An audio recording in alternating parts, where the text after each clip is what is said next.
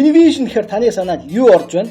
Ер нь бол кабелийн телевиз санаанд орно л доо. Дээрээс нь ёо нэрээ Univision ёстой ядаргаатай шүү гэж санаа алдна гэдэгтээ барьсан ч алдахгүй.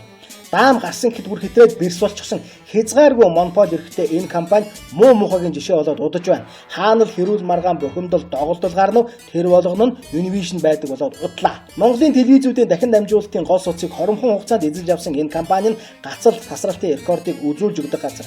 Өөр юм хэрэглэе гэхээр нэгэнт хэрэглэгчдийн гол цэмийг өөртөө нэгтгэжсэн болохоор өрсөлдөгчгүй болчихсон.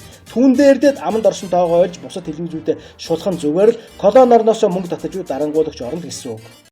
Тэгэхээр энэ Univision гэхдээ 124 мянган хэрэглэгчтэй. Одоо ер нь бол Монгол улсад бол нэг 800-900 мянган одоо айл өрх тийм айл өрх тоо. Одоо энд нь одоо байрныхан бас тоогдсон шүү дээ Univision кабел. Тэгэхэд тэрнээс нэг за 124 мянган бол Univision 100 мянган бол Sky гэж хамрагдаж байна. Гэтэл эдгээрийг ингээд сард одоо тэр хураамжийн тог заах нэг өрх айлыг нэг 50 мянган төгрөгөөр бодоод үзэхэд бол сардаа 6 тэрбум орчим төгрөг цугларч байна. Мөн одоо телевизүүдээс хураадаг татаас нь 100 гаруй сая төгрөг цугларч байна сард. Тэгэхэд энэ их одоо мөнгө хаашаа явдаг. Тэгээ энэ дээр бол маргалдаж байгаа юм л. Тэгээ шудраг өрсөлдөөн хэрэглэгчийн төлөө газраас бас хариу өгсөн, хамтарч ажиллая гэсэн. Мөн бид нар энэ дээр нь бас одоо үндэслэлгүйгээр хөрөнгөчих буюу эрэг үйл хэрэгцээ тал гэж тэр нэг заагдсан. Энэ мөнгө угаах, мөн татвараас зайлсхийх эдгээр зүйлүүд дээр нь шалгуулъя эрэг үеийн 166 тийм. За үүнээс гадна хэрэглэгчтэн телевизийн сувг газах интернет тасалдахад дуудлага өгөх anys тэмцсэн юм болно газар байна. 77118811 гэсэн гоё сайхан дугаарлуу залгалаа гэхэд өөдөөс чинь төр хүлээн үү гэсэн хоолой сонсогдох хэдий ч утсаа авна гэж харин ч нэг үгүй дээ. Ер нь энд дуудлага хүлээн авагч байдаг хэсэг нь эргэлзээтэй. Түүнээс гадна Univision-ийн ажилтнууд гэж дээд зэргийн бүдүүлэг дээрэнгүй юмнууд байдаг. Ёстой жигшүүртэй. 30 сая төгрөг авах гэдгийг чинь хин зөвшөөрч ингэж авах эрх үүсгэсэн юм. Манай дотоод журам. Дотоод журам хин төлөв гэдэг. Танаа төсөөжийг цацхад манайхаас зардал гартай. Хөрөнгө оруулах шаардлагатай байдیں۔ Хаана хинээс? Танах тэгээд одоо тухайн үед гэрээ байгуулсан манайхаа цацдахгүй байж болох байсан шүү дээ.